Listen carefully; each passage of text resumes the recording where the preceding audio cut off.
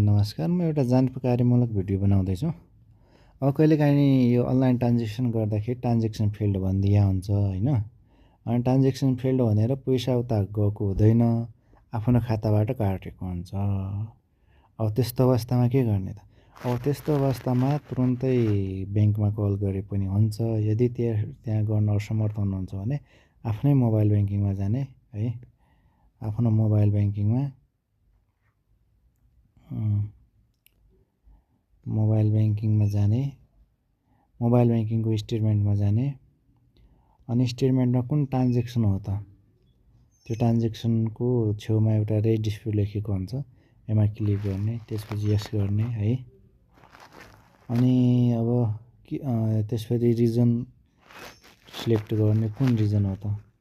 अब मेरो भनेको ट्रान्जेक्सन फेल्ड भनेको तर काटेको पैसा हो भने यो लास्ट अप्सन चुज गर्ने। अब यहाँ पनि लेख्ने transaction failed what amount debited लेखिदिएँ मैले है। त्यसपछि यहाँ चाहिँ कन्टिन्यू गर्ने, यो रिपोर्ट ब्याङ्कलाई जान्छ। अब ब्याङ्कले यो रिपोर्ट पाइसकेपछि 24 देखि 48 घन्टामा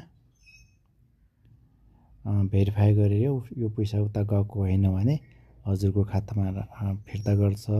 कहिलेकाहीँ यस्तो अवस्थामा पैसा अहिले फेल्ड भएर पेन्डिङमा बसेको हुन्छ, जहाँ पठाउनु भएको हो त्यहाँ पनि जान सक्छ है। यसमा लगभग 50-50 केस नै हुन्छ।